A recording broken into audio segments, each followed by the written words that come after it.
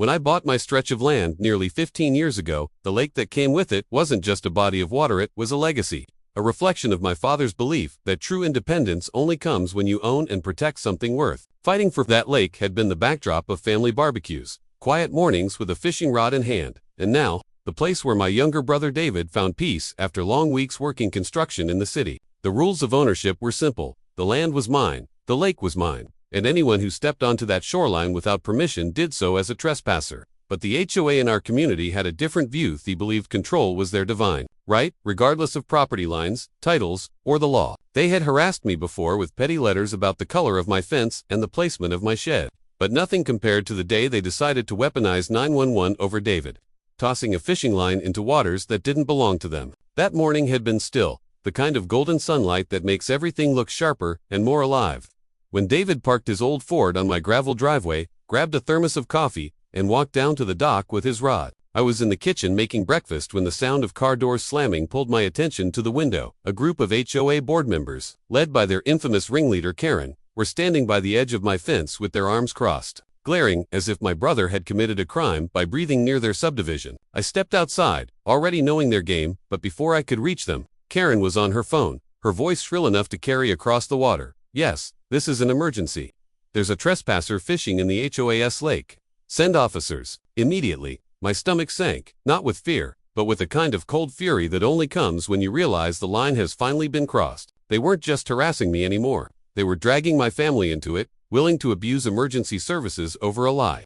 I walked down the dock to warn David, but he just laughed, shaking his head as he reeled in a base. "Let them come," he said. "You've got the deed, right? Then we've got nothing to worry about." I wanted to believe him, but I knew this wasn't going to be a simple misunderstanding. This was the day the HOA had made the biggest mistake of their lives, and the consequences would cost them millions. The sirens broke the peace of that morning long before the squad cars came into view, echoing across the hills like a storm rolling. And by the time the two police cruisers pulled up at the end of my driveway, the HOA board members had clustered together like vultures, circling roadkill, whispering and pointing at my brother on the dock, as if they'd caught him red-handed, stealing government secrets. The officers stepped out, but already suspicious, scanning the scene. One man fishing, relaxed, coffee cup balanced on the arm of the chair. A group of angry homeowners in polo shirts and clipboards. And me, standing between them with arms crossed, deed folder in hand. "Morning, gentlemen," I said, my voice steady even though my blood was boiling. "Before you listen to whatever story they've spun, you should know one thing: this is my lake, not theirs." The taller officer glanced at Karen, who immediately launched into a tirade about community property, HOA bylaws, and unauthorized use of shared resources. She sounded rehearsed, desperate, like a politician caught lying on camera.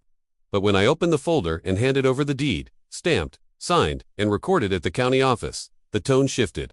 The shorter officer, who clearly had no patience for nonsense, raised an eyebrow at Karen and said, "Ma'am, this deed shows the lake is private property belonging to him. Do you have anything that proves otherwise?" Her face flushed crimson, and she stammered, flipping through papers that had nothing to do with my land, just HOA newsletters and maps of their subdivision.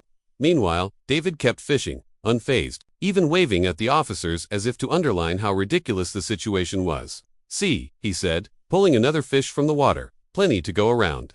The cops weren't amused. One of them pulled Karen aside, speaking low but firm, while the others in her group shuffled nervously, realizing this wasn't going the way they expected. But instead of backing down, Karen doubled down, insisting she'd file charges, insisting the HOA had jurisdiction, even threatening to sue the sheriff's office if they didn't remove my brother. That's when the shorter officer, clearly fed up, asked her flat out, "Ma'am, are you aware you've just made a false report to 911? The silence that followed was thick enough to choke on. I could see the other board members shrinking, some even stepping away from Karen, suddenly unwilling to be tied to her scheme. I knew in that instant the tables had turned. They had picked the wrong family, the wrong fight, and the wrong day. What they didn't know yet was that this single call, this petty attempt to intimidate, was about to spiral into a legal disaster that would bleed their precious HOA dry. When the officers left, one shaking his head, the other warning Karen about the penalties for abusing emergency services, the HOA board scattered like rats when the lights come on. But I knew this was just the beginning. Karen wasn't the type to let embarrassment end a battle. She was the type who turned humiliation into vendetta. True enough, by the following week, I received a certified letter from the HOA's attorney demanding that my brother cease unauthorized use of the lake, claiming damages for trespass and threatening fines of $500 per day. I laughed so hard reading it that I nearly spilled coffee all over the letter. Because the arrogance was breathtaking, they were still pretending to own what they never had any legal right to touch. But instead of tearing it up, I handed the letter straight to my lawyer, a no-nonsense bulldog named Helen Marks, who'd spent 20 years dismantling HOAs and exposing their overreach in court. She skimmed the letter once and chuckled. "They've just buried themselves," she said, tapping the page. "Filing false claims, calling 911, attempting to fine you for using your own property. This isn't just a nuisance suit. This is fraud, harassment, and abuse of process. If they want a war, we'll give them one." Within days, Helen had drafted a countersuit for $1 million in damages, citing defamation, harassment, and the HOA's reckless misuse of emergency services. The moment those papers hit their mailbox, panic set in.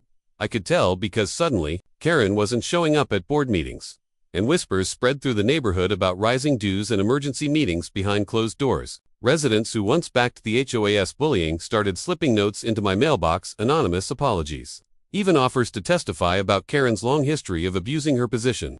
What they didn't realize was that the lawsuit wasn't just about punishing Karen. It was about pulling the mask off the entire HOA machine. My brother David, who had been so calm that day on the dock, put it best when he said, "They called 911 on me for fishing, and now they'll wish they'd just minded their own business. Every hook has a barb, and this one's already sunk deep." The first court hearing felt less like a legal proceeding and more like a public unmasking. And I could see the cracks forming in the HOA's once arrogant armor. Their attorney, a stiff man in an ill-fitting gray suit, strutted into the courtroom like he owned the place, but within 15 minutes, Helen had him sweating through his collar. She laid out the facts with surgical precision, photographs of the original land deed, maps showing the lake clearly within my property line, and sworn statements from longtime residents who admitted the HOA had no authority over it. When Helen played the 911 recording, Karen's voice shrill and panicked, claiming an armed trespasser was threatening her safety while my brother sat quietly on a dock holding a fishing rod. The judge's face went stone cold. "This," he said, pausing as if to let the words sink in, "is a flagrant misuse of emergency services, bordering on criminal." Karen sat there red-faced, her arms crossed, glaring at me like I'd set her world on fire. But the damage was done. Local reporters had been tipped off about the case, and by the time the recess bell rang, 2 cameras were waiting outside, eager to capture the sight of an HOA board being chewed up in public. Meanwhile, my neighbors, once terrified to oppose the HOA, began showing up in the gallery, sitting quietly behind me like a growing wall of support. I saw heads nodding, whispers spreading, people finally realizing they'd been living under a dictatorship disguised as a neighborhood association. The HOA's attorney scrambled, filing motion after motion to delay the inevitable. But Helen shut each one down with calm, razor-sharp rebuttals. By the time court adjourned, the judge had already hinted that punitive damages were not only justified, but necessary, given the abuse of authority and the emotional toll their actions had caused. Walking out of that courthouse, I realized the tide had fully turned. For the first time, Karen wasn't smirking or spitting venom, she was silent, her eyes darting nervously at the cameras, knowing the empire she'd built on intimidation was collapsing, one brick at a time.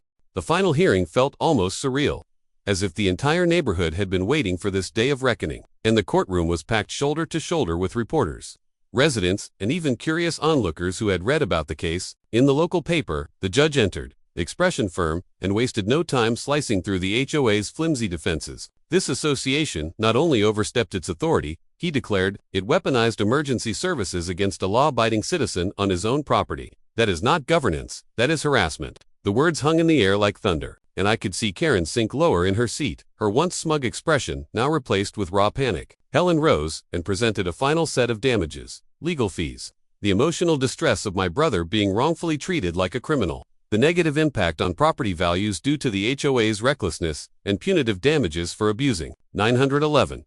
When the judge's gavel finally came down, the courtroom erupted. The HOA was ordered to pay a staggering $3 million in damages, to be taken directly from their reserve funds and special assessments, meaning every board member and homeowner who had blindly supported Karen would now bear the financial consequences of her arrogance. Gasps spread across the room, a few neighbors clutching their heads as the reality sank in, while others quietly smiled, realizing justice had been served at last. Karen tried to argue, her voice breaking as she claimed the HOA was only protecting the community, but the judge silenced her with a raised hand. Protection does not come at the cost of lies, intimidation, and the unlawful use of state resources, he said coldly. Walking out of the courthouse that afternoon, cameras flashing, microphones shoved toward me, I didn't gloat or grandstand. I simply told the truth. All I ever wanted was for my family to be left alone to enjoy the property we rightfully own. The HOA chose war, and this was the price they paid.